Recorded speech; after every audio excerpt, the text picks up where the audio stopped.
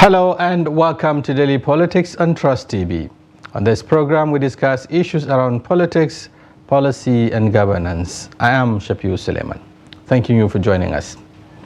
Now, President Bola Tinubu has said that he takes full responsibility of the current economic situation in the country, leading to growing discontent among citizens over rising cost of living, hunger and hyper food inflation. The president, who acknowledged the concerns during a visit to the Ondo State Capital Akure, however, told Nigerians to endure the hardship as there is light at the end of the tunnel, following steps taken by the government to tackle the policy aftershocks. But despite these measures, such as the government announced distribution of 42,000 tons of rice aimed at providing succor and crashing price, increased allocations to states and local governments, inflation remained high at about 30%. Unemployment rose to 5% and a growing multidimensional poverty index now at 63%, meaning about 6 out of every 10 Nigerians are multidimensionally poor. It is against this backdrop we'll be engaging with Dr. Suleiman Salihu Abdullahi, a public policy analyst and a specialist in leadership and strategies. He is currently the chairman Global Network for Peace Enhancement in Nigeria, to examine the impact of economic measures being deployed by the Tinubu administration in the face of growing anger and despair amongst the citizens. But before we start the conversation, here are some tidbits. The Minister of Information and National Orientation, Muhammad Idris, on Wednesday said the importation of premium motor spirit, popularly called petrol, into Nigeria has reduced by 50% since the withdrawal of subsidy on the commodity. During his inaugural speech on May 29, 2023, President Bola Tinubu declared that fuel subsidy was gone. Within 24 hours after that declaration, the Nigerian National Petroleum Corporation Limited, Nigeria's sole importer of PMS, withdrew subsidy on petrol. This led to a jump in the price of the commodity from about 198 to a litre to over 500 to a litre, as it later moved up to over 600 to a litre and now currently sells for between 620 a litre and 700 a litre, depending on the area of purchase. And workers and the federal government have sharply disagreed over how the implementation of the Steve Oronsai report will affect jobs in the country. While the federal government allayed fears of job losses in the implementation of the report, which seeks to rationalize government agencies and parastatals, workers warn that there will be massive job losses. However, the government's move got the nod of the Labour Party, that is LP, 2023 presidential candidate, Mr. Peter Obi, who said that being in opposition did not warrant blind and thoughtless criticisms. Now we take a short break, and then when we return, our conversation begins. Stay with us. Thank you very much for staying with us. And now to our conversation. Now, before we look at the topic, if you like, or the talking point, let's look at the tidbits. The first has to do with the claim by the Minister of Information and National Orientation that there's reduction, 50% reduction in fuel import into the country owing to the removal of subsidy. Do you agree with that claim? It's quite interesting to be on this program, and particularly we are discussing two components of government issues that have to do with the citizens. Right. That is leadership and the economic crisis. Yes. You see, there are two variables you look here before going into these issues. The issue of leadership and followers, because the instrument of governance is within the cycle of the leaders. They control it. People should understand where we are coming from. So the followers are at the receiving end. They are only to criticize, positive or negative, what is the outcome of the result of each policy as far as instrument of governance within the domain of the leadership is concerned. So if you look at the economy, you are importing less 50% of what you are importing that. If it doesn't trickle down to the citizens, it is of no effect. That is point blank. Okay, so ideally there should be an impact. Let me tell you, the essence of sugarcane is the sweetness. If the sweetness is not there, it's no longer sugarcane. So the essence of governance is what? Is to attend to the welfare, increase the what? The welfare of the people. You know, take care of what? Security and property. Which is the primary responsibility of the government. If they are not there, then it's useless. We don't have government in place. So you reduce to 50, you reduce to 20%. If you don't up to like 80%, 90%, it doesn't make any effect. Yeah. Well, we are fundamentally, you know, along that line, some would have expected, since there is reduction in import, you know, perhaps the price should have also crashed.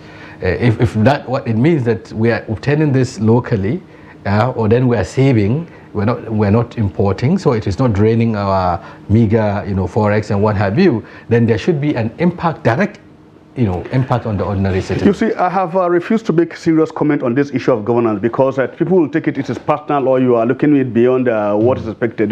The government policy, as far as Nigeria is concerned, we have very robust, very interesting government policies here and there. We have sweet and very capable institutions to handle, you know, governance when it comes to policy and policy direction and redirection. But the problem we have in this country is, look, individual interests have overshadowed the interest of governance itself, even within the leaders and the system themselves. Even when we are talking of Bola Tinubu as the president, because I stand tooth and nail for him to become the president. I know what I did. You understand now? Are you saying he's allowing his sentiments, either politically or economically? Whatever you think is all-inclusive. Sentiment, personal interest, political interest, all these interests are all-inclusive in it. How can we establish this? We can establish this, let me tell you, if we look at it critically, who are those involved, you understand now, in monopolizing the policy of government into the detriment of the poor masses, to the people?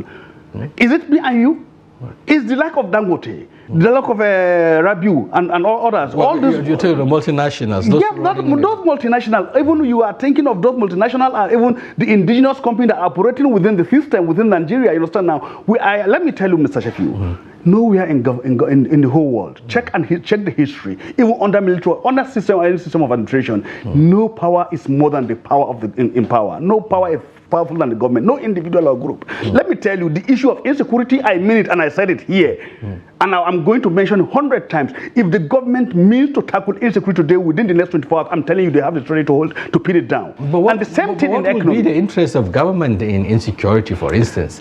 People are taking advantage of it, you understand now, to make money that are within the system, and that are, why are they finding it difficult to list out those that are involved, that are being sponsorship been talking about. Yes. What's the problem? What is the interest of government? Dollars it is. Are they more than the government? Are they more than the citizens themselves that make the government?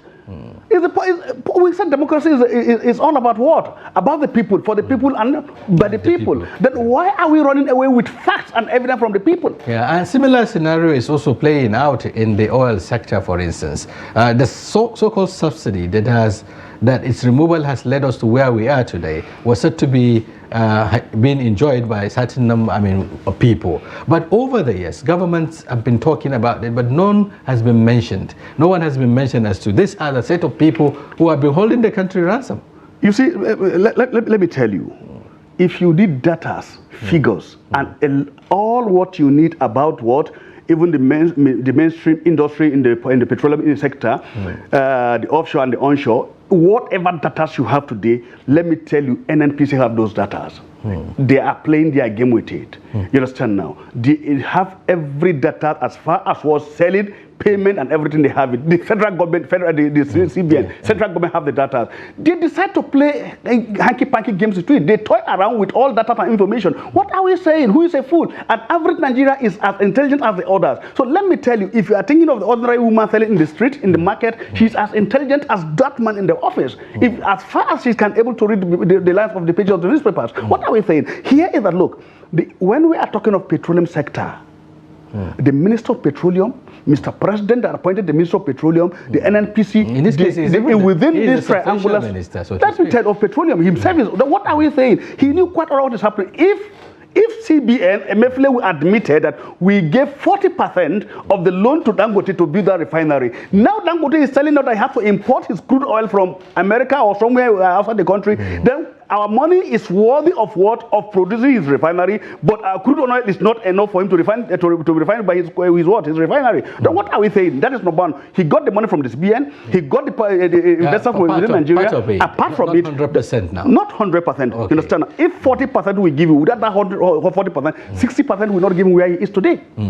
What are we saying? Then the logic there is that, look, if individual can build that refinery, is Dangote now today powerful and richer than Nigeria? The question is no. His economic empire, so business around, works around within Nigeria. Perhaps the monopoly can even be checked looking at the quantum of support that was given. Okay, before we leave this, because we'll also be talking about the other tidbits now, the issue of the Orange Sanya report and how it might affect, the workforce. Labor is insisting that, look, all of these things you are telling us that is not going to affect our jobs, it will. And then the government is saying, no, you shouldn't panic. This implementation of the Orange Sanya report, was just meant to rationalize and drive home efficiency. How are you looking at these agreements? You see, it's just a mere administrative language to calm the people down. They are not going to make anything out of it, because as far as I'm concerned, I'm a student of leadership, a student of what? Of strategies and government policy, formulation, implementation, and what? And monitoring from A to Z. Let me tell you, Mr. Shafiu, what we fail to understand, check about the theory of development in the whole world. Development was not achieved within the civilians. Okay. Any nation that built its own development started with the military cycle. Within the military, we're under democracy. That is the issue today between Iran and the superpowers. The might of what? Of Iran today as a nation was built and discovered within the military cycle. That is what is happening today in the what? In the North Korea. The military system in North Korea, they are the one getting everything right for the North Koreans. You understand now? But it's being headed by civilians. No matter how difficult how they are today, they have their own system of democracy, because it's all about the people. And let me tell you. But in our case, sorry for the interjection. In our case, there is this concern that perhaps the military interventions were the reason why we are where we are today, because democracy was not allowed to flourish, and then there was so much corruption entrenched in the system, and so on and so forth. People are not taking advantage of the military institution. We are not talking of coup here. No. The military has what we call, in the military, I've forgotten, it's a particular statement terminology we use, whereby the military makes sure that, look, the sustenance of democracy, the sustenance of social security, food security is within the purview of the military cycle, because they are the most disciplined profession as far as any nation is concerned. Let me tell you. But where is that discipline now? We've seen how... That is what I'm telling you, because the politicians have also involved the military in the democratic system of what? Of corruption in Nigeria.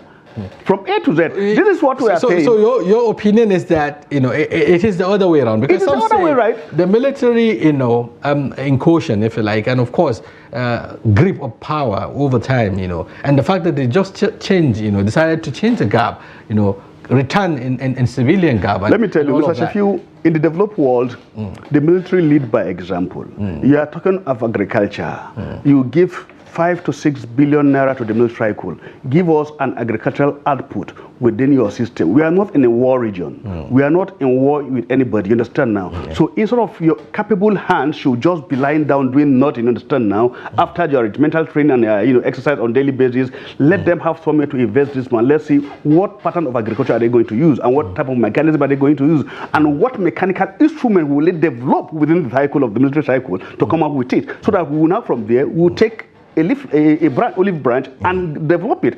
These things are not there. This is how all developed countries started. When we are talking of what? Mobility.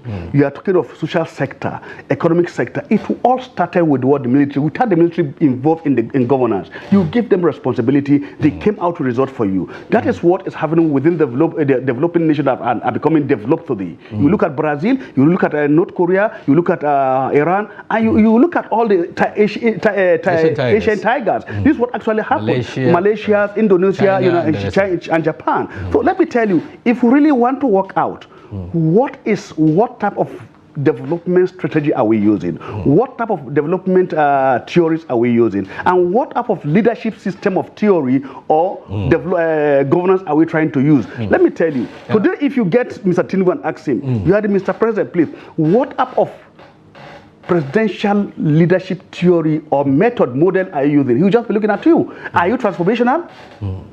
I don't think we are. But beyond theories, Nigerians, just like you said, want to see results, and no matter what theory you're talking about, bottom line is for them to see good governance in place. We're talking about, reforms in this public sector, for instance, talking about, reducing the cost of governance, by implementing this report that has had, a disagreement between the two parties. If you look at Orasanya report, it's a normal way of bringing people together to tell you this is a blueprint of our meeting, of our committee, you understand now. In the normal Nigerian system, you bring another committee to evaluate another committee or review another committee report, which I don't believe in it. Look, but in this case, they are not even reviewing, they're implementing. Let's be pragmatic, you understand now. Let's be pragmatic.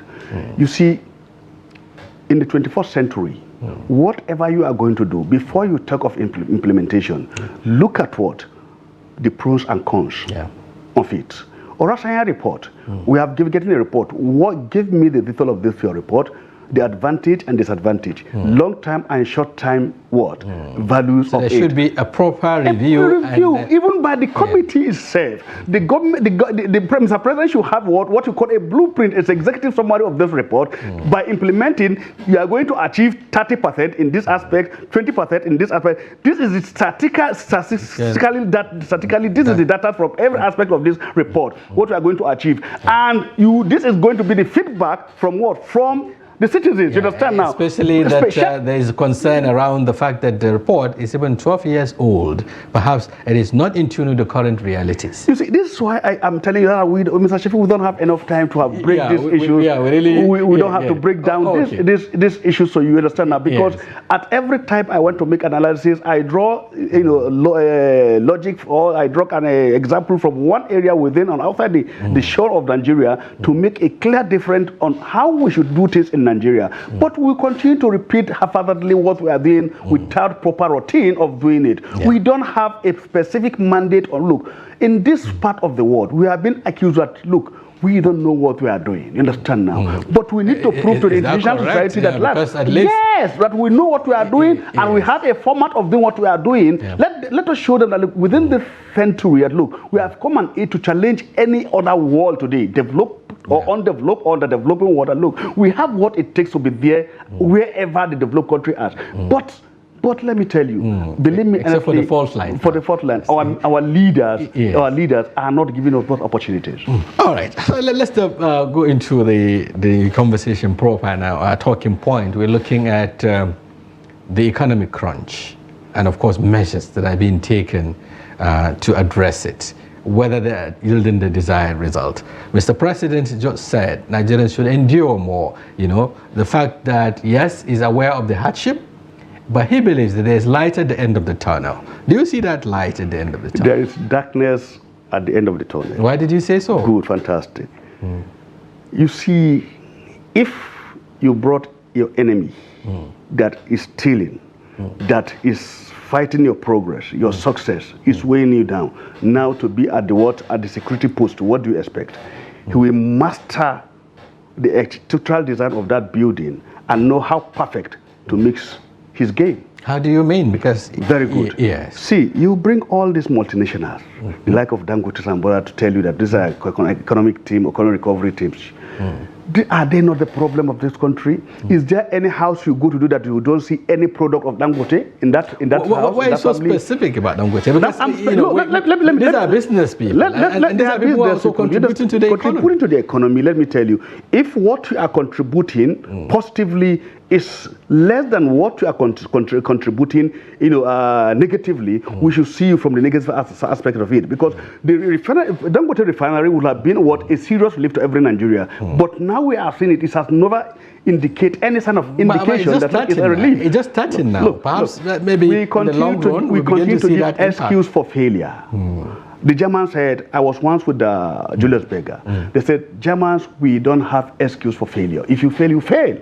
Don't give excuse. But isn't it too early to talk about failure now? Let me tell you. This company is just taking up. Let me tell you, in the first place, the first day you have the mandate of this company, you should know when to take off and how you are taking off, and what is going to be your capacity, production, and consumption of the people, and what you stand to earn, and how you start to address your gains with your shareholders.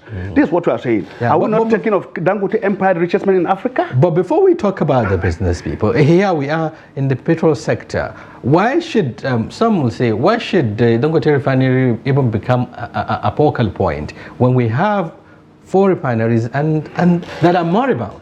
I mentioned this issue of governance, when it comes to leadership, poor leadership and poor governance. You understand now? The instrument of power within the purview of the leaders, they didn't know how to implement and how to put the right peg in the right hole. This is why we are getting it wrong, number one. You understand now? It is when somebody just wake up from his one side of his bed, he came with dream of one idea, he just put it over there in the media, and you see him from one committee or the other. No!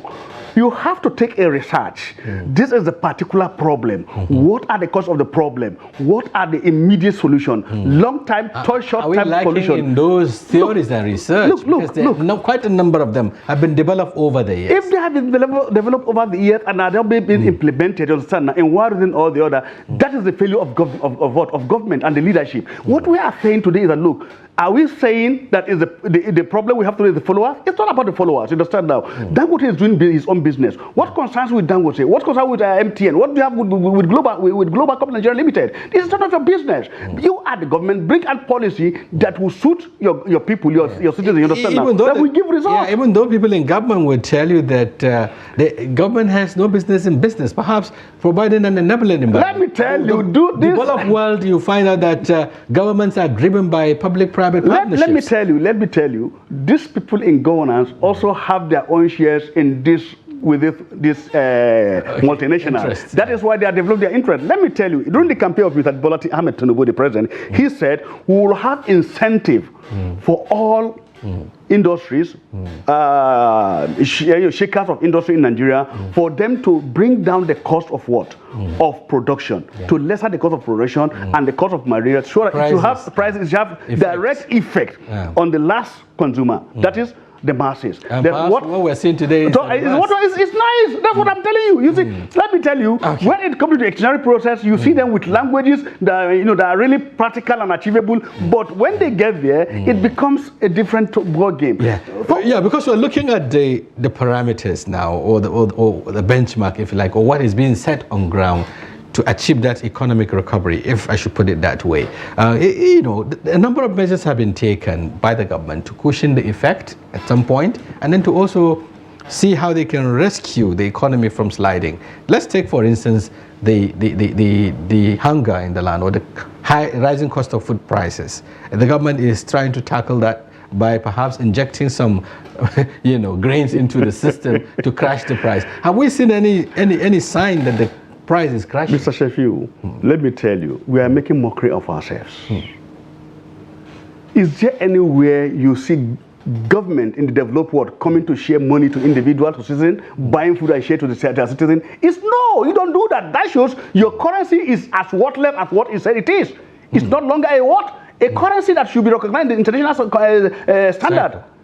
What we are saying, how can government will buy things and be sharing? That's what you don't know what to do. When we are talking about development, in an emergency situation like this, what they should do, you have to cushion the effect of what? In the first place, just like we started, mobilize people to go to farm, you understand now, engage them in this farming when the farms are not secure? Are not secure. Look at one point accepted. Now, if within the multinational within the country are mobilized and taking advantage of the insecurity within the state, what you do? Open your borders, bring a full stop, reduce the cost price to cushion the effect of their own price. They'll be forced to, because the higher the demand, the higher the product, the lesser the price. You understand now? But if you have the higher the demand and the lesser the supply chain, that shows the price will increase. So if you have a lot of supply chains and even the demand is high, the price will crash. You understand now? Wouldn't it be another challenge, because we're talking about enhancing production or increasing production, and then yet we're opening our borders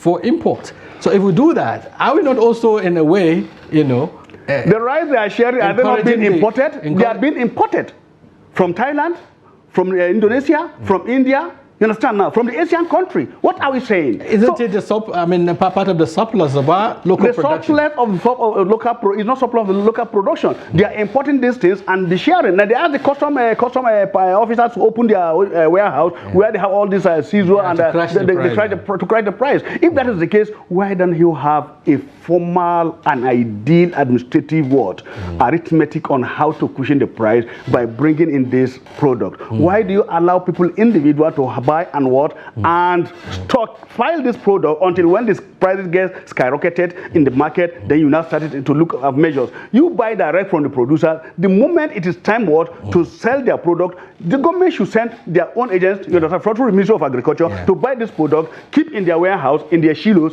When it is time, they bring it out to sell in the low price to the product. We are now even battling with the stock now that below what we expected. 42,000 tons. Some say it's a drop, like a drop in the ocean. Let me come to one issue. Let's take, for example, the cost of cement now from within the skyrocketing from 12,000 to 15,000 naira per bag.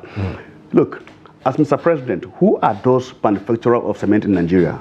You have Bua, you have Sokoto Cement, you have Epila Cement, you have Dangote Cement. You call these people. I want to see the cost of production of one bag of cement and how much are you paying the government? You understand now? Per packet, let me see, because the limestone you are using is from Nigeria. It's not imported. It's not imported. Then at what cost are you buying it from the local people?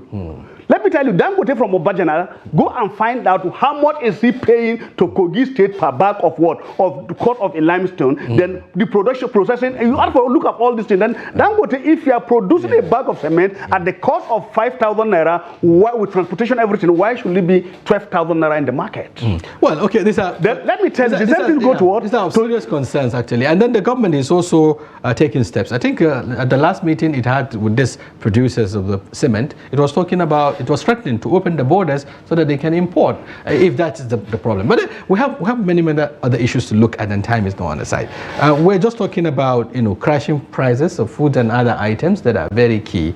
Again, the government is also taking steps, to save the naira somehow from further collapsing. We're beginning to see some sign of recovery of the naira owing to some of the measures taken. You've seen the regime, the return to the selling of forex to bureau de change, which the CBN is commencing, $20,000, per operator and all of that. How do you think all of this will crash? You see, when you are talking of money policy, government policy, microeconomic and macroeconomy, and that have to do with central bank, you see, it's just unfortunate. Like I had Adam Sopashumbole once saying that you cannot bring a soldier that has been killing people within his university, and make it Surgeon General. You see, bringing in MD from one of the commercial bank that is used to making money for his company or for his firm, his bank, to be a CBN, whereby you have monetary policy that have to do with what? International and what? National money policy engagement, drive in and seeing how we compete within the capital market, international capital market as it is today. You see, this is what is affecting us. Let me tell you, if really you want to crash down the price of the greenback, for example, it's not within the local, it's within the CBN. Is it not now today, Mr. Shefiu, if the central governor want to make you a billionaire, he just sent for you about 500 naira per dollar? Isn't that what they're trying to address now? Let me tell you. Initially, Look, the moment you have gotten it right, wrong, for you to get it right, it's not a one-day result. Certainly, measures have to be in place. Number one is that, look, we need some strategic reform within the CBN itself. Okay. Like in what aspect now? In what regulatory aspect? Regulatory aspect and policy redirection. Okay. Who are those involved? What do we want to achieve with every policy from the central government, from the central bank? what do you want to achieve with each policy? You must define it, and we must look at it. How does it trickle to get fused back into the general policy of what? Of the CBN to get results for economic stability of the country. If we are not getting this, that shows all our policies are ineffective. And what is there is that if you get an ineffective CBN governor to be there, he holds mess of the whole thing, and we get more confused. But it's not a one-man show. The Monetary Policy Committee sits and look at the figures before it arrives at some of the measures taken. It is not just for the CBN governor to decide. You see, let me tell you, the policy drive when it comes to economic reform and stability have to do with the CBN, Bureau of Statistics, the National Planning Commission. You see, what is there is that you look at the strength of Naira.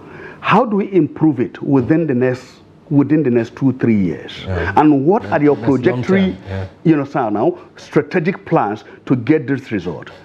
If after 6 months you are not getting the expected result, you go back to your drawing board. Look, if I were Mr. Bola Tinubu, instead of me bringing all these multinationals to come and I will call the lack of what? Ngozi Wela, I will call Adesina, you understand now? Give me to help all these head of practices. But they're not part of the problem. Look, the prescription today that is putting us where we are. Today, it's wrong it's management. It's what? Look, no. Obasanjo refused to work with the IMF to some extent. You understand now? Let me tell you, IMF is a world institution. You understand? Financial global institution. If they tell you go this way, you have your own way of looking at things inwardly within your own nation. I said, look, this will be better for my country and for my citizens. No, I will do it this way. IMF will not come and impose it on you. Do you have that luxury when you are going for debt, and then looking for how you can borrow and all of that, and someone tells you that we have to do how did Obasanjo get get the Paris Club debt relief? Is he not a human being? What are we saying? It's still within these people, the Uncle Okojo and Wela, the Erufai, the Adesina people, bring these people back. Let you just get 1 week of their time, of their leisure time. Come together. What do you do? Let them give you a report. I continue to mention it. Give me an executive report on how do we implement our economic strategy and how do we come back to it, and how do we pay back our loans. And we have to look at our debtors. You understand now? Come here, look at this, what we have, this is how we have to pay. It is not reality for us to pay this, but how do we do it? We give us consensus, we are going to pay you back with this, understand? So we have to return to the conversation table. We have to go to the negotiation table. That is it. Talk about it. Even what? The Europeans, you understand now, they came together last time. They said, look, all this debt servicing that Africans are doing, they will not be able to pay it off, and they are not being fair to Africans. And this is the reality about it. Mr. Shafiu, look. Especially now that it's consuming more than 80% of our revenue. Our revenue. Then where are you going as a nation? In the next 100 years, it will be worse than this. It's going to be pathetic for what? For the next generation. We will be far, far better than them. What we are saying today is just an introductory to the aspect of the whole game plan. Let me tell you, we have sold and the borrowing continues. It continues. Then how do you do? This is what I'm telling you. How do you stop this borrowing? How do we pay off? And what percentage do we start to pay off this? You go to look.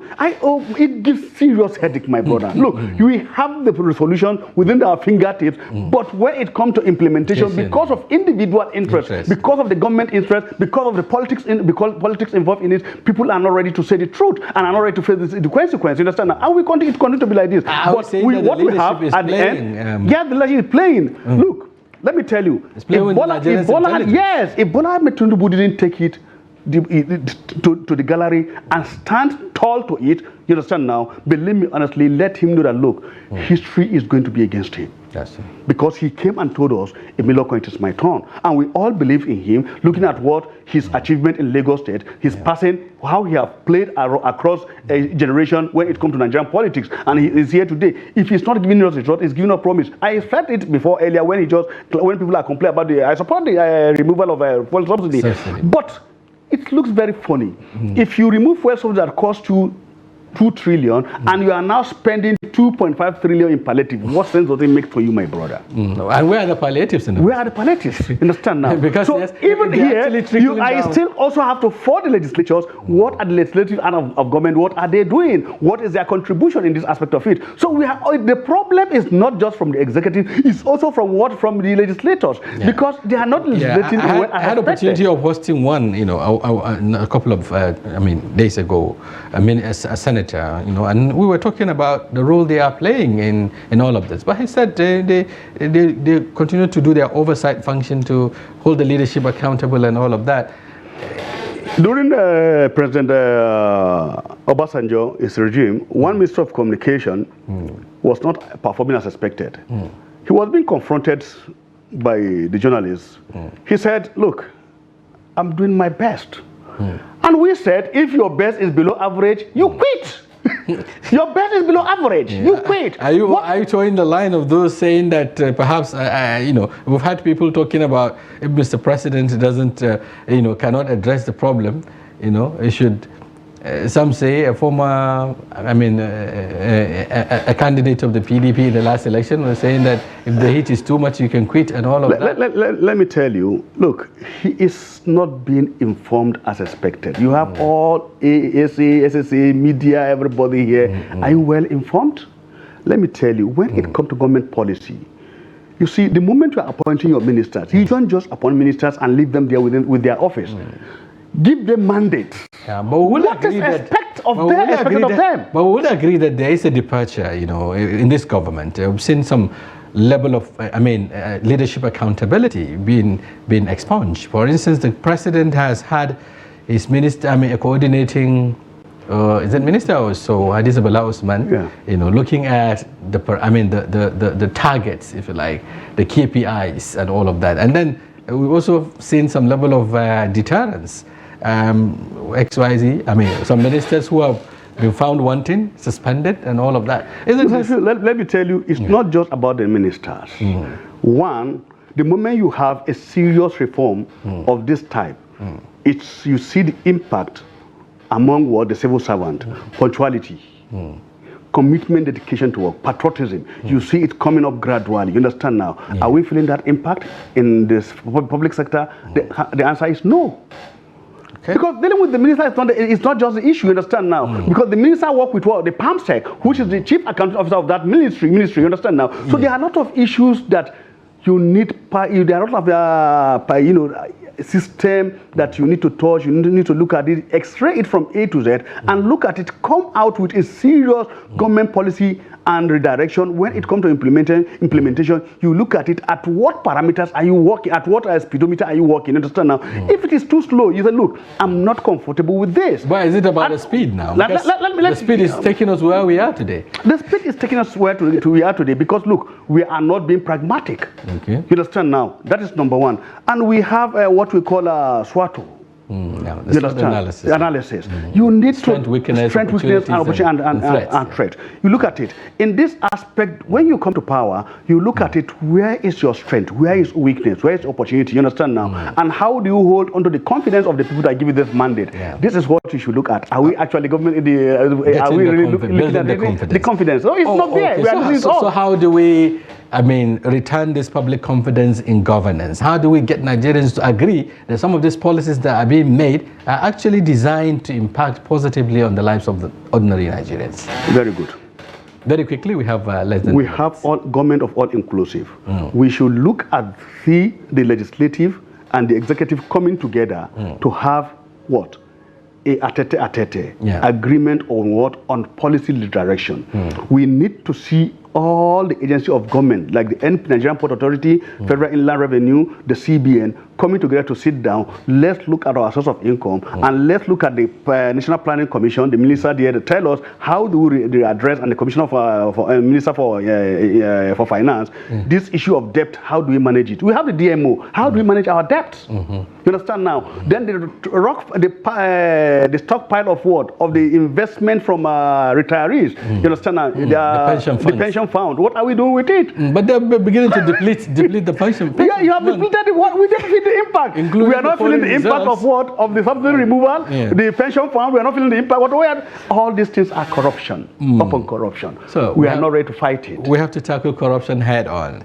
Dr. Suleiman Salihu Abdullahi is a public policy analyst and a specialist in leadership and strategies. Thank you very much for talking to us on Daily Politics. Thank you very much. Interesting having you. We appreciate your informed perspective. And viewers, this is a wrap on today's package of Daily Politics. Do well by joining us also, tomorrow, where we'll be opening the lines for you to comment on national issues. Until then, I'm Shapiu Suleiman. Many thanks for staying with us.